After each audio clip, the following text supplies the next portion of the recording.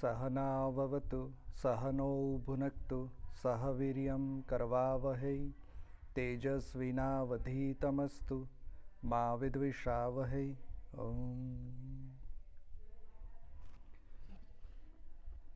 The last question, sixth question in Prashna Upanishad.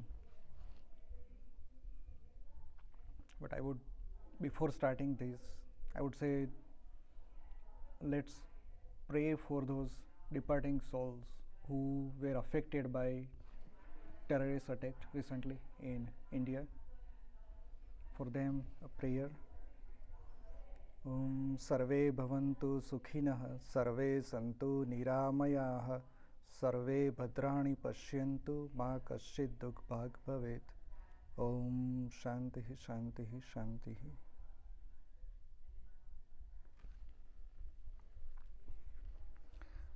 The sixth question, first verse.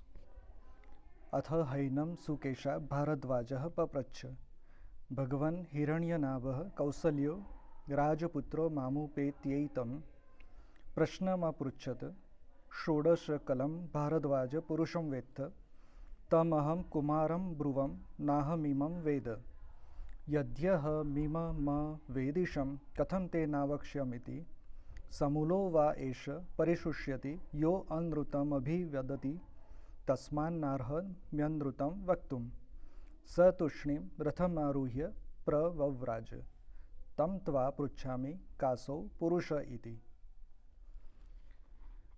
Then Sukesha, the son of Bharadvaja, approached and asked, O Venerable One, Hiranyanabha, the prince of Koshala, came to me and asked me this question. Bharadvaja, actually Bharadvaja, do you know the Purusha with 16 attributes or kala or phases? Then I said to the prince, no, I do not know him. If I had known him, why would I not tell you? The one who tells lies perishes along with his roots, so I do not tell lies. That curious one got into his chariot and went away. So now I ask you, who is that Purusha? So Sukesha Bharadvaja, this is not his question originally. The question was from Hiranyanabha, prince of Koshala Pradesh, which is Ayodhya and around. So this is a question from this king Hiranyanabha to Sukesha Bharadvaja. That means Sukesha Bharadvaja himself must have been a very well-known or learned person, but still he could not answer that. So now he is asking this question to Pipalada. Second verse before that. The question is, who is that Purusha who has 16 phases or 16 kala? When we talk about Krishna, there is a word Purushottama is attributed. Why he is called Purushottama? Because he has all the 16 kala, 16 phases. Rama is called Maryada Purushottama, but Krishna is Purna Purushottama. He has all the phases. Krishna contains all the attributes of Purusha. So this question is about Purusha, who has all the 16 kala, 16 phases. So who is that? Ultimately, this question is about Atma and its relation to Paramatma. So what 16 attributes? I'm not sure whether this is mentioned here, but we'll go through that.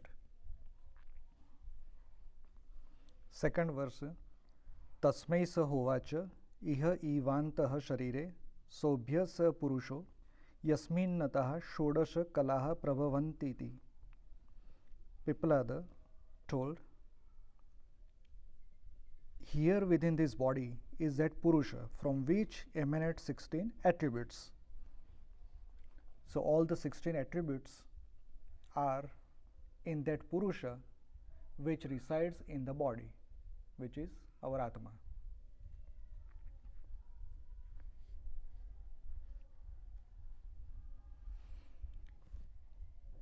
Third verse. स इक्षा चक्रे कस्मिन्नहम् उत्क्रांतो भविष्यामि कस्मिन् वा प्रतिष्ठिते प्रतिष्ठस्यामिति. He told Sukesha, the third verse, that person thought to himself, who is the one that when he sets off, I will set off, and when he settles down, I will settle down. Basically, when we look at some person, a human being or an animal, or for that matter, any life being, there is some attribute which makes it sentient, chetan, and we call that person or that being is alive. In absence of that something, we call it dead, whether it is plant or animal or bird or even small life forms like virus and bacteria. They also have cycle of death and birth. So what is that something that gives them life? So that is Purusha, that is Atma. Fourth verse. स प्राणमसृजत प्राणच्छन्दां खं वायुर्ज्योतिरापः पृथिवीन्द्रियं मनः अस्मन्नादीर्यं तपो मंत्राः कर्म लोकालोकेषु च नाम च. He then created prana, life breath, and from life breath, faith, space, wind, fire, water, earth, senses, mind, and food. From food, strength, austerity, Vedic sutras or shlokas or formulas, rites, and worlds. And in the worlds, name. So all these are created from that Purusha. So these are various parts, 16 parts of that Atma or Purusha. We call it Paramatma because we are also part of it. So our Atma, even though it represents, it's like drop of ocean. Even though we are drop of ocean, we still represent some attributes. We may not have all the attributes of the ocean, but we still represent that ocean which resides in the body. And ultimately, the ocean that has these 16 parts or 16 phases or 16 kala, and all these attributes are emanated from that self, from that supreme self or supreme conscious or Brahman, whatever name we give. So the krama, I would say, how everything came into existence. So very basic thing that came first is prana, and in earlier questions or even earlier Upanishads we saw that prana and rai. So these are the two attributes of Brahma. Prana itself is Brahma. So the first thing that differentiated from that Purusha is prana, and from prana other things like faith, space, wind, fire, water, earth, all the Panch Mahabhutas. Here earth or water does not mean just earth that we live on or water that we drink or use, but water meaning it's a liquid state of any object. Earth meaning solid state of any object. So these are Panch Mahabhutas, but I would say English translation 5 elements is not right. Instead of element, it is state, 5 states of object. So when we say earth, it's solid, water is liquid, air, that is gaseous form, fire, that is plasma form, akasha, space, which contains the rest of the states, whatever name the physics gives, like Bose-Einstein condensate or super cool state or whatever name they give. So all these states are within akasha or space. So these are different states of an object. So they all came from prana. Some would argue that oxygen is air. I mean, air contains oxygen and oxygen is prana, but that is not right. If there is a dead body. If we keep giving, even if the brain has activity, even if we keep heart beating with artificial instruments and keep pumping air with oxygen, ample oxygen, will that person become alive? No. So prana is distinct from oxygen or air that we breathe in, and we can experience that. We usually don't, right? We take air in, something goes in, something goes out, but we don't feel what is remained. For common person like us, if we start concentrating on breath, ultimately we'll know that when we breathe in, air goes in, oxygen, all various particles, they are exchanged, and then carbon dioxide is taken out and taken out of the body. But there is something beyond all these particles remain, and that spreads throughout the body, that is prana. And some yogis, they say that when we know this, then we can know about our death. So when that prana stops spreading in the body, within 6 months we will leave the body, is what is said. So when we say that this Sant or Siddha Purush predicted his death correctly, it's because they knew how the prana is exchanged, how prana is spread throughout the body. And when prana stops going in the body, that means now slowly the process has started of leaving the body. Just like when we look at plants, we pluck fruits or we pluck some leaves from the plant. For certain period they are green, but at one point, after that point, they slowly start decaying. They become darker in color, pale in texture, and ultimately they become dried, and that is the death. So till then there is some prana in the plant or fruit or whatever we consume. Even people who consume other things, there is a degree of prana, and unless and until we eat food with proper prana, we do not get nourishment. Nourishment does not mean vitamins and fat and carbs and all that. Beyond that, we want prana. If we have more prana through air, through food, or through whatever we do, if we create more prana within our body, that is recipe for better life or blissful life, I would say. Because prana is the first attribute that came from that Purusha, and from that everything else is created. So our goal of any sadhana is to consume or preserve more and more prana within body, so that we can use that for our sadhana. When we say somebody is more energetic, it's not that he consumed or she consumed more food or she consumed more protein or vitamins. It's because that person has consumed or preserved more prana in the body. And that is why doing asana and pranayama, that helps. Because pranayama, we usually don't breathe deep. But when we do pranayama, or when we do exercise, or when we do asanas, we consume more air. So all the parts of the lungs are utilized. So more prana flows throughout the body. And that's why we feel good. We feel energetic. So that is the reason behind doing all these exercises and pranayama and yogic practices, that get more and more prana. Even food, when we say eat sattvika food, don't consume stale or frozen, we can't get away from it.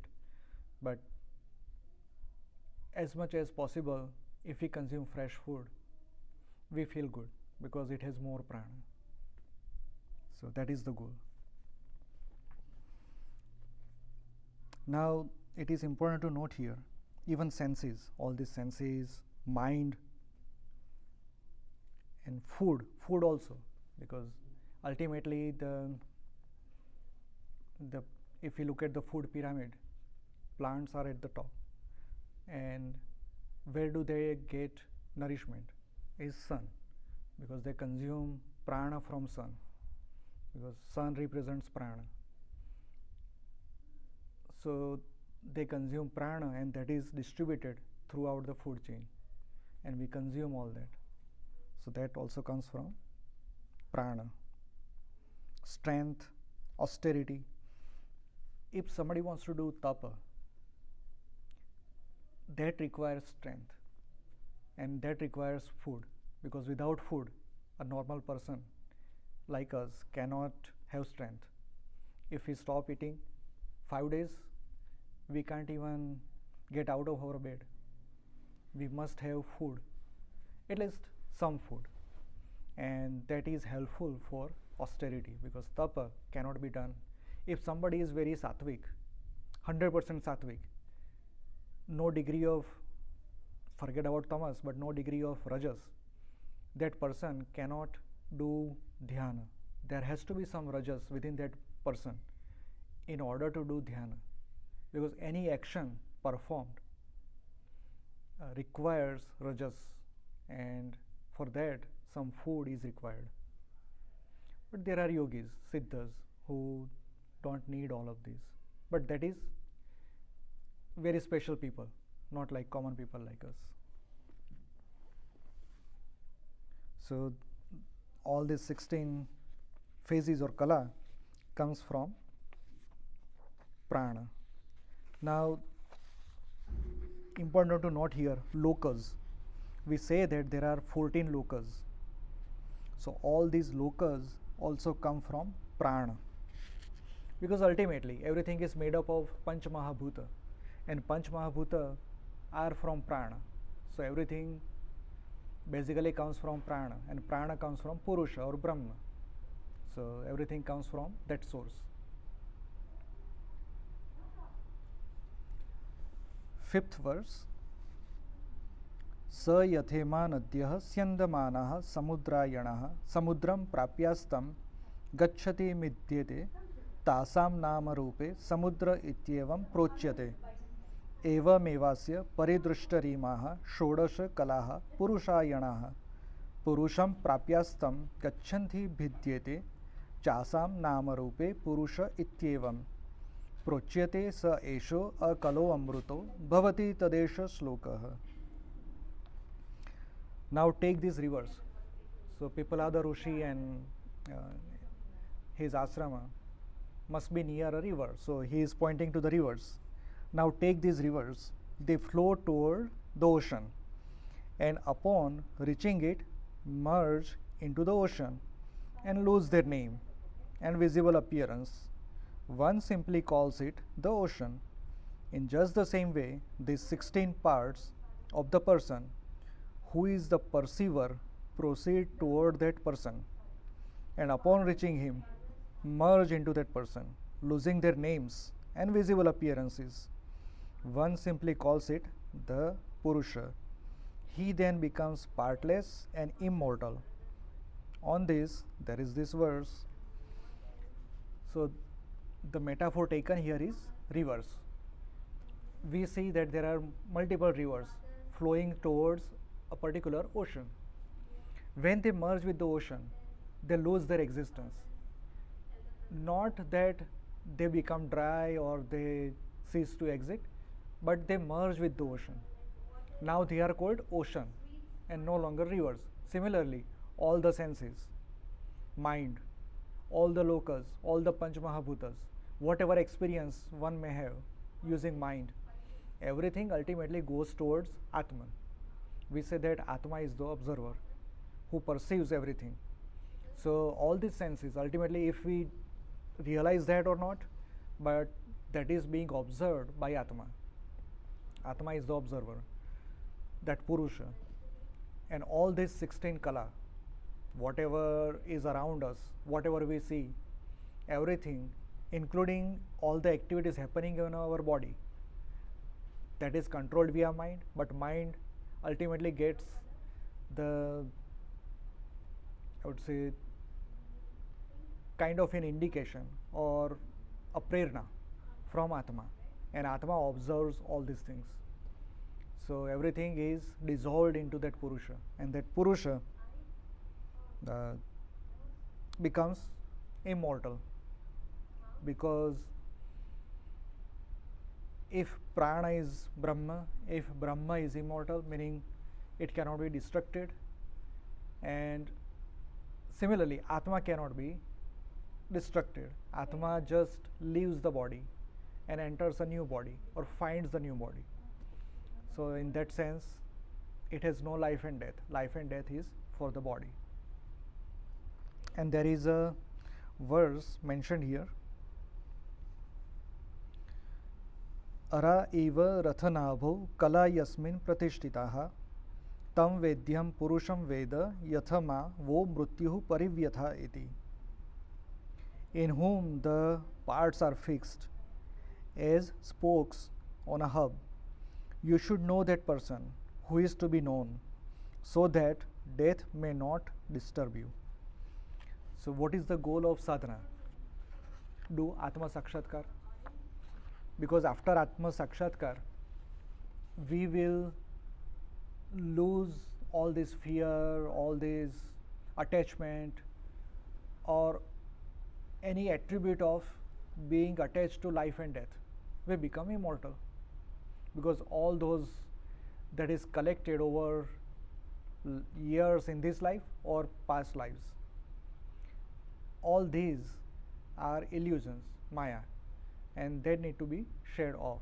So ultimately, what we realize after realizing Atma is that we are immortal, we are that Amruta. Just like an example given here is, all these parts, all these 16 kala, they are like spokes of a wheel of a ratha. So they all go into outward direction, but ultimately they are collected in the center, and that center is Atma. 7th verse. तान होवा चैता वदेवाह मेत तत् param brahma veda natah paramastiti. To whom the Shishyas, Pippalada said, only thus far do I know the Supreme or Param Brahma, that there is nothing higher than him. So beyond Parabrahma, there is nothing.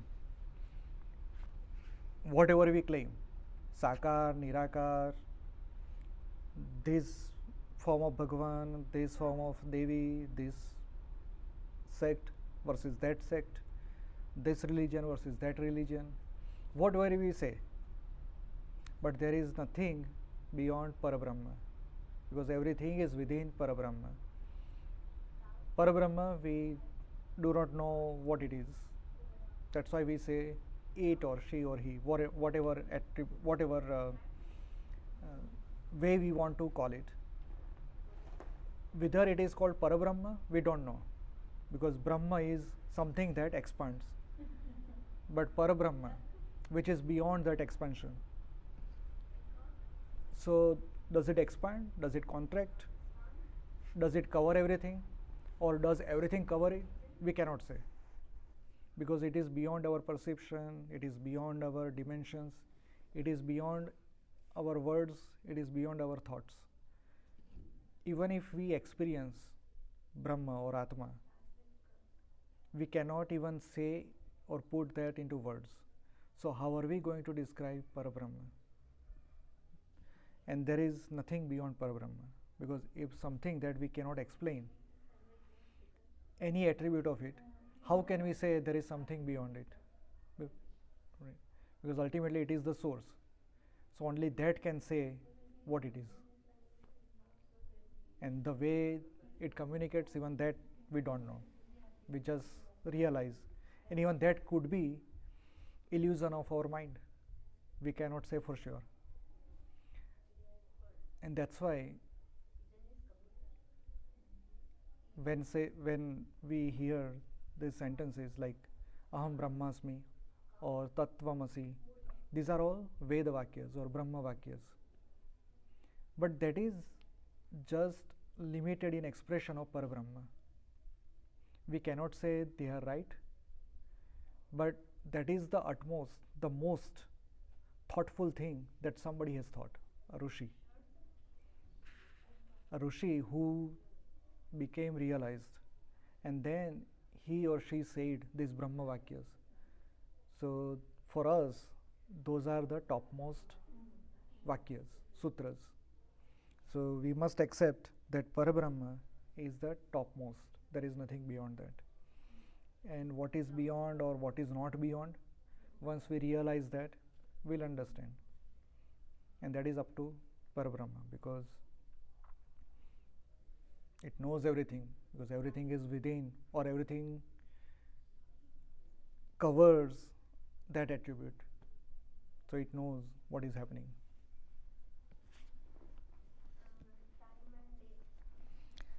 Eighth verse. Te tamar chayantastvam hi nah pita yo asmakam vidyayah param param tarayasiti namah parama rushibhyo namah parama rushibhyah.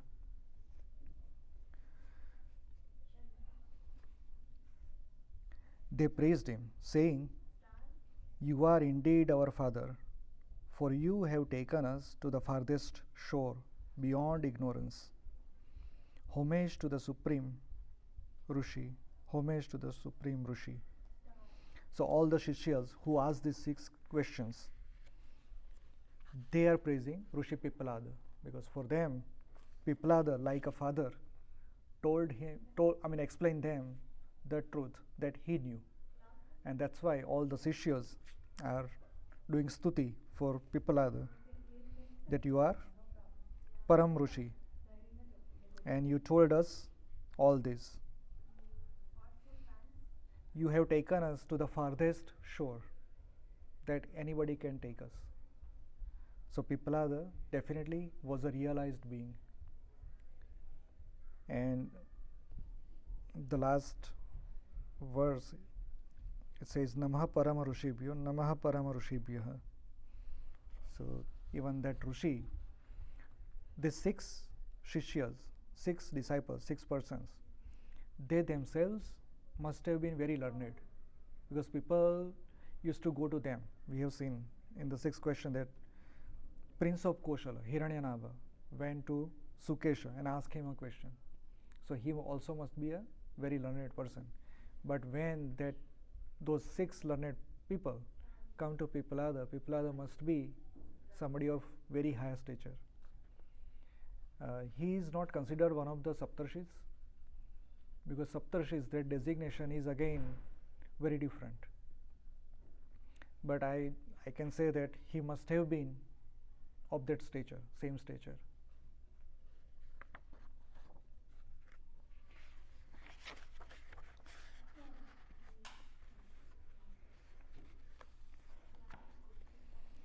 So that completes Prashna Upanishad and Shanti Mantra.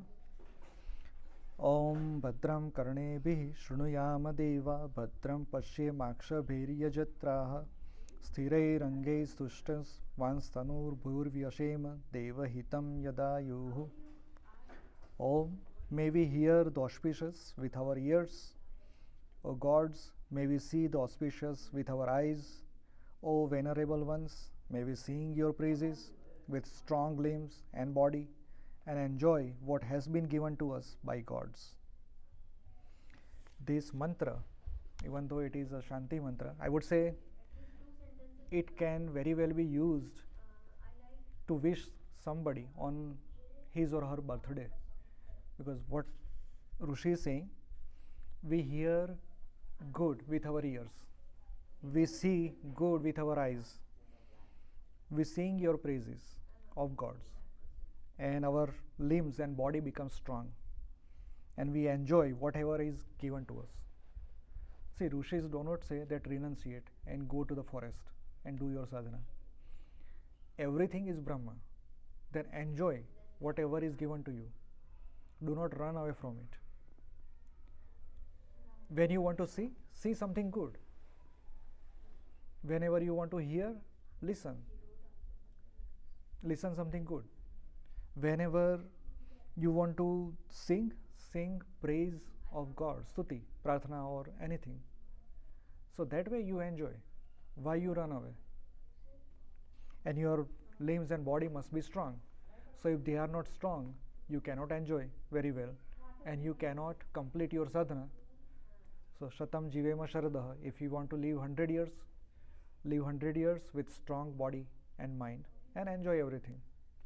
Enjoy does not mean go into direction of tamasa, but instead be on the path of satvika and rajasa vritti. So there is nothing wrong in that. All the rishis, or majority of the rishis, were married, they had wife and children, and they used to live in ashram, and they used to enjoy everything. So we must not run away from anything. See, if a gift is given to us, we must use it very well. Gift is already given. Even if we don't want to take it or not, gift is already given by Brahma. So rather utilize it is well. And this is very famous mantra. It is from Samaveda, Rigveda. Swastina Indro Vridhashravaha Swastina Pusha Vishwavedaha Swastina Starkshu Arishtanemihi Swastino Bruhaspatir Dadhatu. Om. May we be blessed by far famed Indra. May we be blessed by Pushan, the nourisher, and the gods of the universe. May we be blessed by Garuda, the destroyer of evil. May we be blessed by the Lord of speech. This mantra is used in multiple occasions, be it marriage ceremony, be it Rajyabhisheka, be it any auspicious activity we do, because we seek blessings from all these gods. Om Shantihi Shantihi Shantihi. So that completes Prashna Upanishad.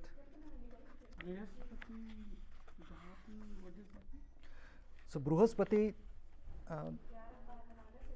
god of speech.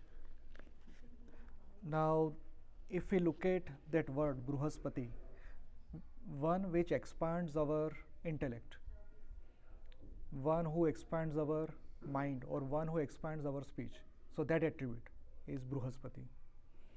And Puranic stories, Bruhaspati is god of Guru of Devas.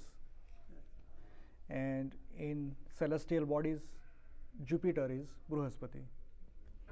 So all these designations, ultimately one who expands our physical nature, that is Bruhaspati.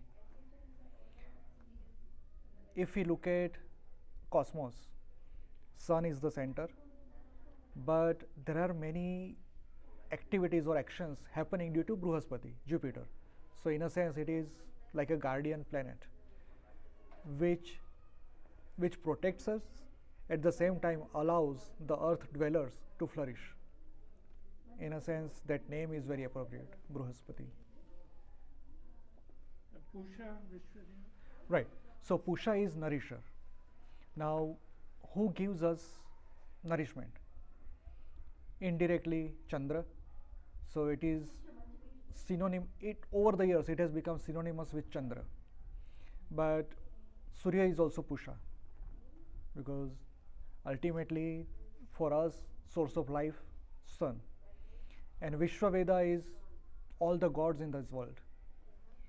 So whoever is to be known, whoever the element of the universe that we live in, all the 16 Kala we can say, or the 33 Koti Devas, these are all Vishwaveda. Nakshatra Arishtanemi. Now, even though it is said Garuda, what I interpret it as, Arishta is something which does not have peripheral or perimeter. Let's say a wheel. A wheel has a center, which is a Nemi. Nemi is chakra, right? In this chakra, there is no boundary, there is no peripheral. That is Arishtanemi. So if we interpret that, what is this chakra? It is Kal chakra or time or Samay. So Arishtanemi in one sense is Samay which has, or Kala which has very fast gati. And as a metaphor, Garuda, for us when Garuda dives deep, it dives very fast. So Garuda is also given this name, Arishtanemi, Tarakshya. Tarakshya is something which is very fast. And Arishtanemi, a Kala chakra which does not have any boundary. Now, some say that Arishtanemi is a Jain, in the Jain tradition, is an attribute of Tirthankara. That could very well be, because these are all attributes. These are not something, some names given to some particular form. So for us, if we look at all the devas, Vishnu, who holds this world, and Vishnu is kind of gravity. There is no boundary, but there is center. So Arishtanemi can very well be Vishnu. Nastakshariya is the. So something that has enormous speed, which can be Shian, Garuda as a metaphor. But if you look at Arishtanemi and Taraksha in the context, it is Kal Chakra, Samay, which has enormous speed. Right? It has no boundaries. No boundary. So Nemi is Chakra. One of the, actually from Ramayana, we all know Dashratha as Rama's father, but Dashratha's original name was Nemi. So Nemi is Chakra, will. But Arishta, which does not have any boundary. So that is Kal Chakra or Vishnu, we can say. And Indra, very interestingly, Indra, we know that he is king of gods. But who is king of gods? If all the gods are the natural elements outside body or within the body, then who is the king? Our mind. So our mind is Indra within our body. Outside the world, Indra, if we take context of Vedas, especially Rigveda, Indra is some element that gives energy to sun or power to sun. Sun shines, sun nourishes, sun is the center of our world. But who gives all this power or all these attributes to Indra? I mean the sun, that is Indra. So if we get clues from modern science, so whatever activity is happening within the sun, it is that attribute of nuclear process which makes atom a particular form, which unites all the subatomic particles and let this activity happen. That is Indra, a Sangathan Shakti, I would say, a strong nuclear force. Because ultimately the process happening, fission, fusion, whatever name we use, but they are the expressions of Indra, and that gives all these attributes or power to sun. Even there are theories that electromagnetic force versus gravity, they are not different. Ultimately they are the expression of the same force, fundamental force. So this theory, they say there are not 4 fundamental forces, but there are just 3. And gravity is attribute of electromagnetic force. But where does it come from? Strong nuclear force, where does it come from? Weak nuclear force, where does it come from? All these attributes, they are the expression of Indra, because that gives power to sun, and sun becomes God for us. So in that sense, king of gods is Indra. And Vruddhashavaha, we can say, whose fame is age old, whose fame is everywhere. That means he is present, he is expressed everywhere, and that is Indra. Now, if we look at Burhadaranyaka Upanishad, Indra is cloud, a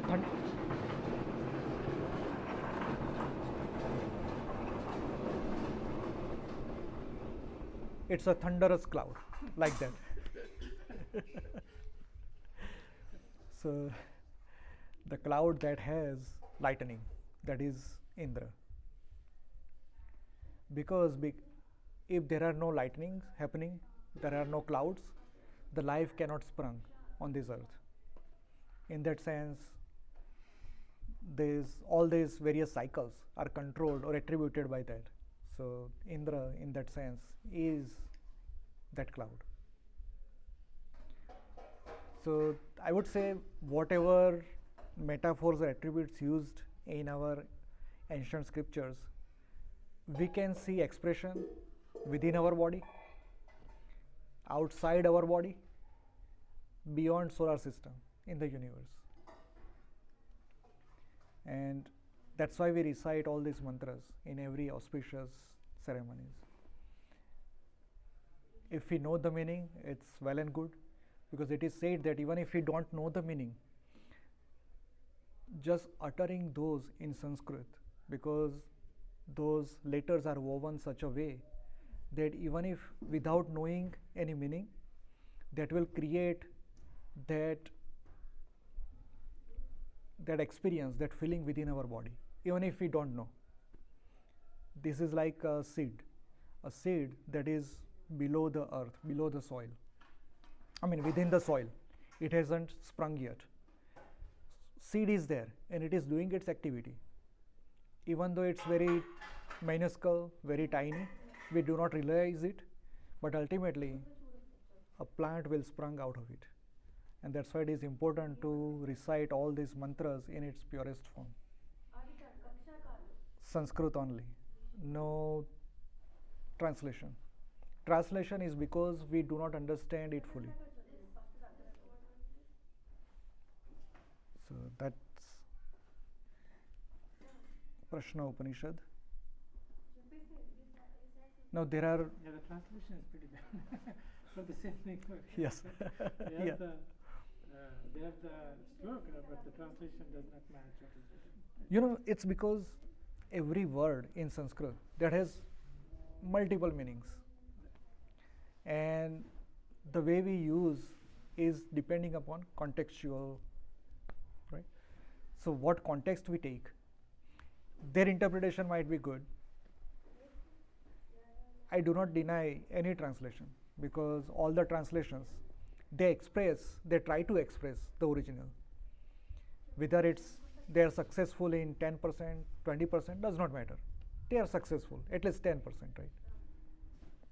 Even if what I say, it's up to my understanding, up to my level.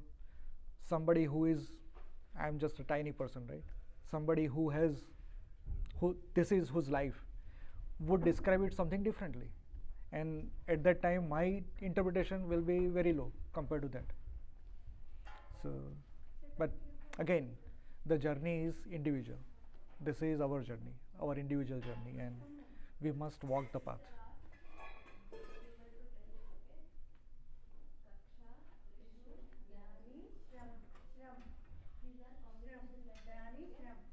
Prashna Upanishad, I think these 6 Prashnas cover all the attributes of Brahman.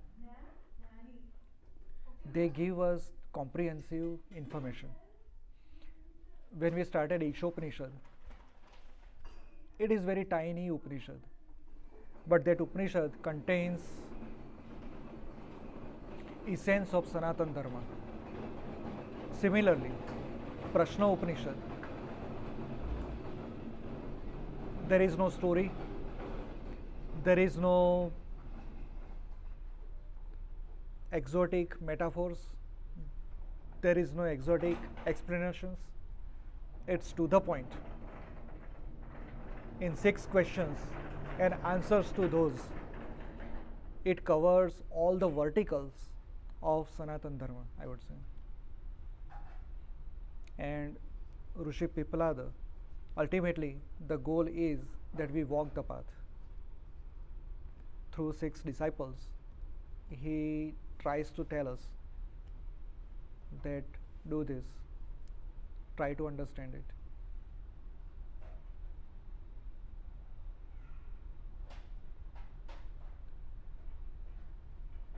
We still have some time. Do you think Socrates got his What is it? So do you think Socrates got his questioning from this? You know, if you ask me, I say everything comes from India, everything comes from Bharat, because traditionally there is no proof, but traditionally we believe Saptarshis went in 7 continents, 7 bhukhandas, and they took care of activities, human activities in 7 different directions.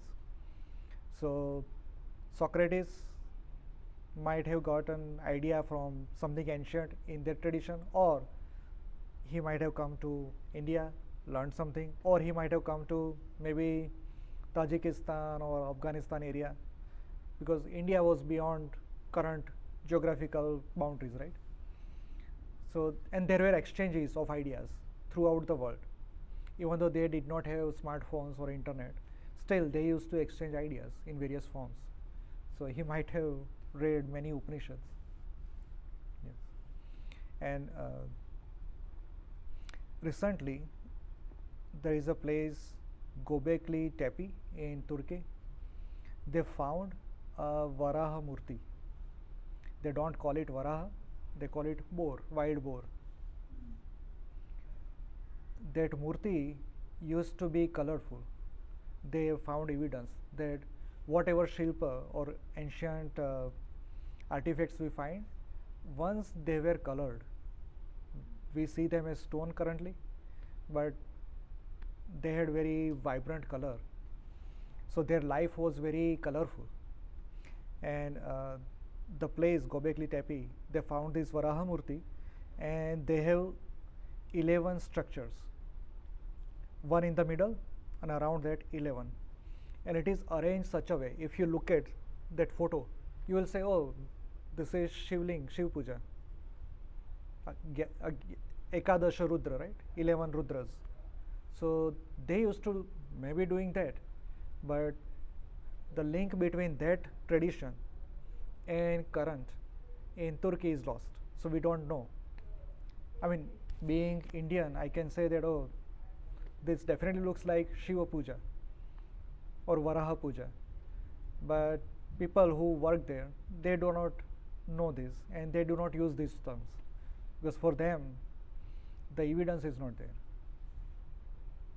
But any Indian person, when they look at these artifacts, would say, okay, there is some link between our tradition and these things. And throughout the world, whatever artifacts they unearth, I see there is a link between that and our traditions, Vedic traditions. So for me, see, they say that world is created like this. This is how things came into existence. This is Garden of Eden. This is how humanity thrived. This is what the ultimate God. But ultimately, what they believe is their understanding. So why should we deny our Shastras? Why should we deny our Puranas? They clearly tell us all these activities. Right? If we take any Purana, say Bhagavad or Devi Bhagavad, they talk about many different stories. We say, oh, this is nonsense story. But we forget that there is history in these stories. See, when they talk about 7 oceans, when they talk about 7 islands, why can't we say that they talk about history some 22 million years back? Because currently India, that geographical land is joined with Asia, right? Asia continent. But some 22 million years back, it was in the middle of the ocean. There were oceans all around India. It was a different, separate body from Asian continent, right? So why can't we say that whatever Purana is saying is a history?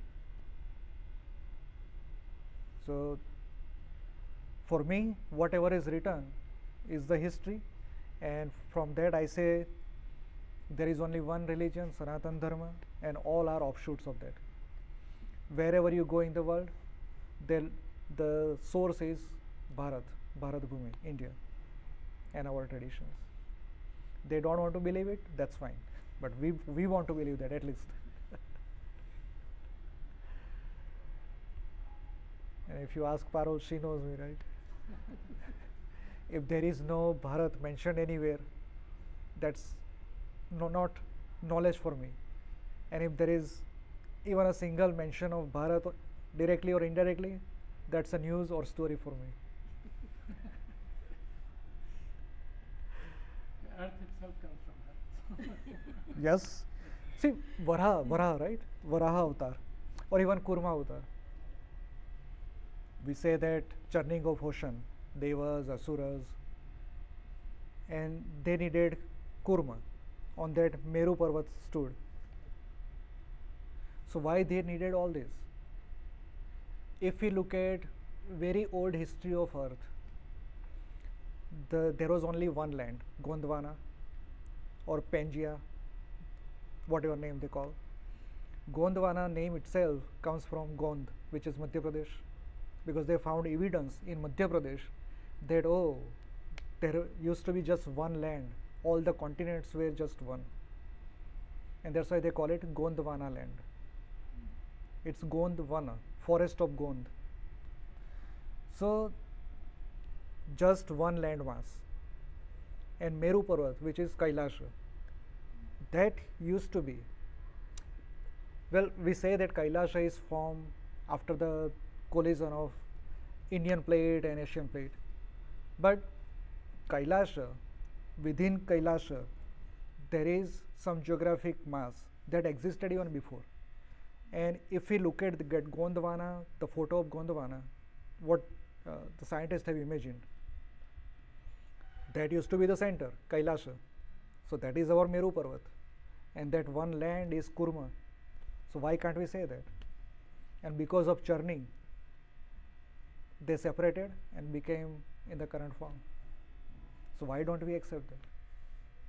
Another aspect, if you think about it, if you go all around the world, everyone is worshipping a feather serpent.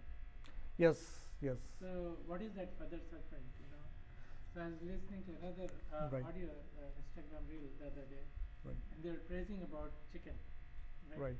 Because chicken gives eggs, and everything in the world revolves around chicken. Right, right, yeah, yeah. And once, so they found there's a special breed of chicken in America called Araucania.